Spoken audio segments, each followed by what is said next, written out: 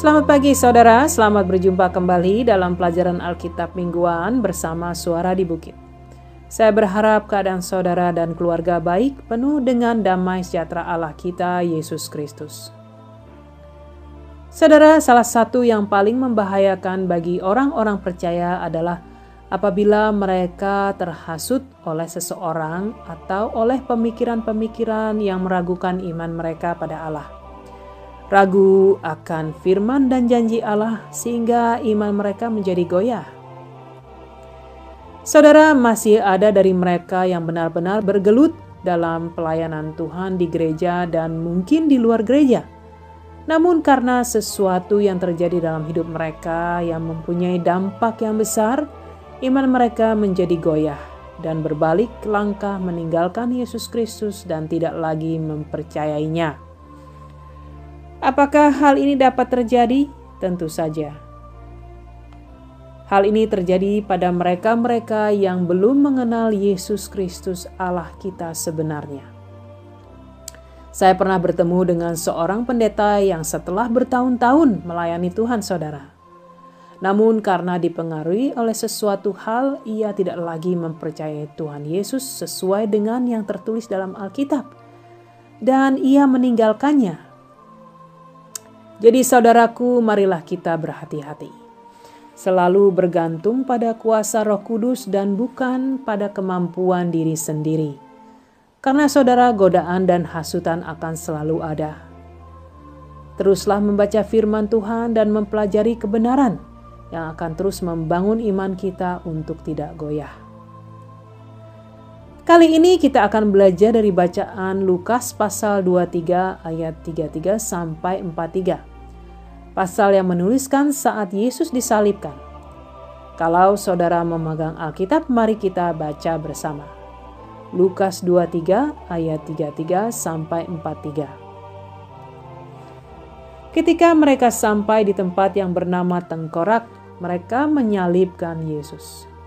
Di situ dan juga kedua orang penjahat itu, yang seorang di sebelah kanannya dan yang lain di sebelah kirinya.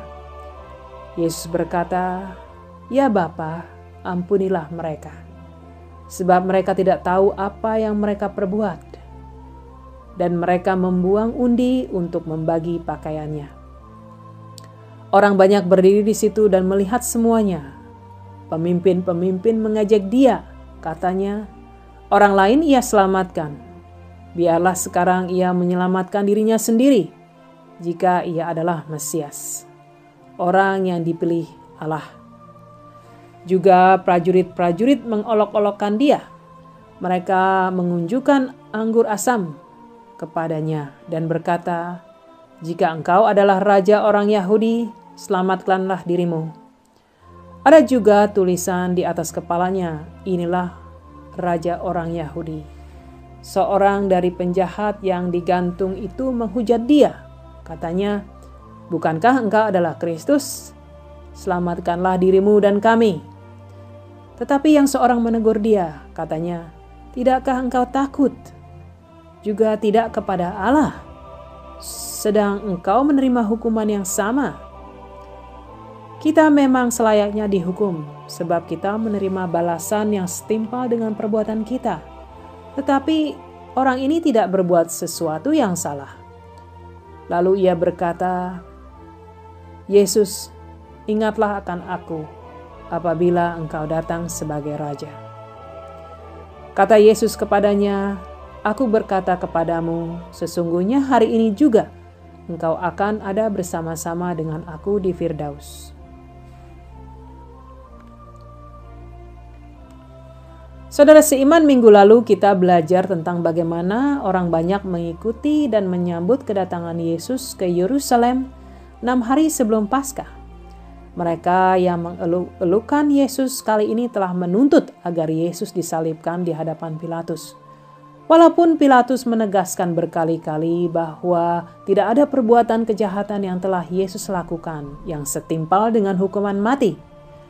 Tak ada kejahatan yang dilakukannya sama sekali. Namun karena desakan orang banyak yang menuntut hukuman mati pada Yesus, maka Pilatus menyerahkan Yesus pada mereka untuk diperlakukan semau mereka. Pada saat perayaan Paskah, ribuan orang datang ke Yerusalem untuk merayakannya. Banyak dari mereka yang pernah menyaksikan segala keajaiban dan menerima segala kesembuhan dari sakit penyakit dan penderitaan mereka. Yang buta dapat melihat kembali, yang tuli dapat mendengar kembali, dan yang lumpuh dapat kembali bangkit dan berjalan. Dia pun membangkitkan Lazarus yang telah mati. Bukankah mereka juga telah menerima belas kasih dan kelemah lembutan Yesus? Saudara seiman, mereka telah dihasut sehingga hati, telinga, dan mata mereka telah tertutup, dan mereka berbalik dari apa yang telah mereka kenal, mengerti, dan percaya. Suatu hal yang tragis, saudara, ketika orang-orang yang mengaku dirinya percaya pada Tuhan Yesus dan kemudian berbalik darinya dan meninggalkan Dia karena sesuatu yang terjadi dalam hidup mereka. Marilah kita terus berdoa, saudara, agar Tuhan selalu menguatkan iman kita. Kembali pada pasal yang kita pelajari, pada saat itu ada dua orang penjahat yang juga disalibkan. Yang satu menantang Yesus dan yang satu lagi percaya pada Yesus. Apa yang membedakan kedua orang ini? Penjahat yang menghujat Yesus walaupun ia tahu bahwa kejahatannya berhak mendapat hukuman, namun ia meminta Yesus untuk membuktikan dirinya sebagai Mesias yang dapat membebaskan dirinya dan membebaskan mereka. Sementara penjahat yang lain mengakui benar bahwa ia harus menerima hukuman atas kejahatannya. Dan ia tahu bahwa Yesus tidak berhak menerima hukuman sepertinya. Dengan kerendahan hati ia memohon agar Yesus mengingatnya pada saat nanti Dia datang kembali sebagai Raja. Ia berharap belas kasih dan pengampunannya dan percaya akan kehidupan setelah kematiannya. Disitulah Yesus berjanji bahwa saat itu juga ia akan bersama di Firdaus atau di sorga. Saudaraku, orang ini menerima keselamatan di ambang kematian karena iman yang dimiliki pada Yesus sebagai Mesias. Ia merasa tidak berharga di hadapan Yesus. Ia percaya hanya Yesus yang dapat menyelamatkannya dari murka Allah akan dosa-dosanya. Mungkinkah ia pernah menyaksikan mukjizat-mukjizat yang telah Yesus lakukan? Mungkinkah ia telah mendengar tentang Yesus? Alkitab tidak menjelaskan itu. Yang pasti, ia mengimani dan percaya akan Yesus sebagai Kristus atau Mesias Allah di saat akhir menjelang kematiannya. Kita juga telah mengerti bahwa tentara Roma yang melakukan penyaliban ini juga berperan besar untuk mempermalukan Yesus di depan umum. Kemungkinan beberapa orang yang ditugaskan penuh sebagai skuad penyiksaan dan penyaliban. Saudara, apa yang disebutkan di pasal yang kita pelajari semuanya telah dinubuatkan, dan nubuatan-nubuatan ini telah dilengkapi. Saudara, kita mengerti sekali sekarang kondisi hati manusia yang tidak memiliki belas kasih. Haus akan darah, tidak berterima kasih dan bersyukur, dan masih banyak lagi. Namun Yesus berkata, "Ya Bapa, ampunilah mereka, sebab mereka tidak tahu apa yang mereka perbuat." Saudara, perkataan Yesus ini adalah permohonan pada Allah Bapa untuk mengampuni dosa mereka.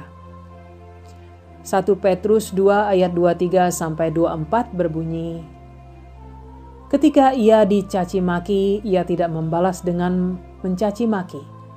Ketika ia menderita, ia tidak mengancam, tetapi ia menyerahkannya kepada Dia yang menghakimi dengan adil.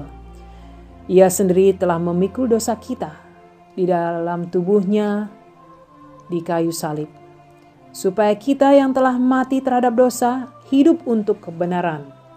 Oleh bilur-bilurnya kamu telah sembuh." Saudara seiman, mereka yang percaya telah mati terhadap dosa dan hidup untuk kebenaran. Oleh bilur-bilurnya mereka telah disembuhkan dari dosa yang berhak menerima hukuman Allah. Doa ini juga doa Yesus untuk dunia ini, agar Allah Bapa mengampuni orang-orang yang berdosa, karena Yesus telah menerima hukuman sebagai pengganti mereka. Tidak ada dosa pada anak Allah yang tidak bisa diampuni. Ada pengampunan bagi semua orang banyak, bagi penjahat dan prajurit-prajurit Roma di saat itu. Maka akan ada pengampunan bagi setiap orang yang mau bertobat dan memohon ampun akan dosa-dosa mereka. Saudara, Tuhan Yesus disalibkan telanjang, dipermalukan, diludahi, diolok-olok, diejek dan dihujat. Semua Dia lakukan untuk dosa kita, saudara. Karena kasih Allah Bapa yang besar bagi kita, Dia mengutus anaknya yang tunggal untuk mati bagi kita semua, sehingga kita dapat memiliki hidup dalam Dia, saudara.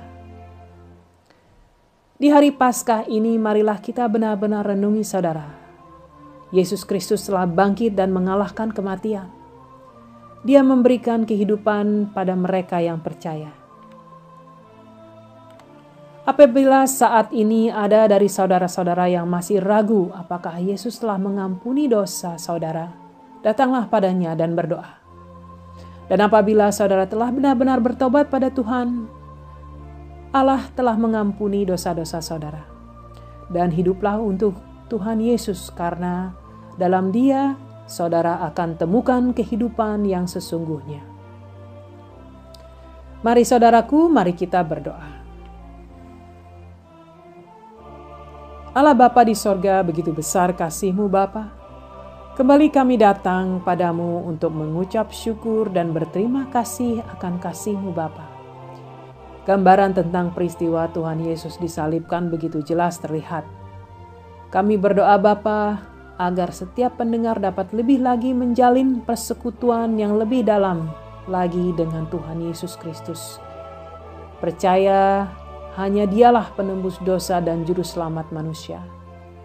Dan kami mau menerima segala pengampunan Tuhan, setelah lebih dapat mengerti akan cinta kasih Tuhan Yesus bagi kami semua.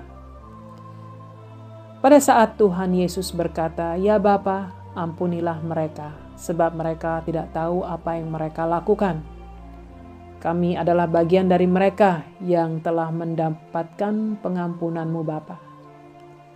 Hamba pribadi berdoa bagi saudara-saudara seiman yang masih ragu atas pengampunan Allah. Terangi hati mereka untuk menerima pengertian akan kasih Allah dan pengampunan-Mu Bapa. Berkati hidup mereka Bapa dengan segala hal yang dapat membuat mereka hidup untuk Tuhan Yesus Kristus Allah yang kami kasihi. Terima kasih Bapa, terima kasih atas keselamatan yang begitu besar. Terima kasih akan kasih-Mu yang kekal dan tak berkesudahan. Di dalam nama Yesus Kristus yang agung kami berdoa. Amin. Amin saudara, terima kasih telah mendengarkan Selamat Hari Paskah. Yesus telah bangkit dan hidup. Tuhan berkati saudara dan keluarga. Dan apabila dari saudara ada yang ingin menerima bantuan doa, silakan hubungi tim doa kami melalui email yang tercantum dalam video ini. Sampai berjumpa kembali minggu depan. Tuhan berkati.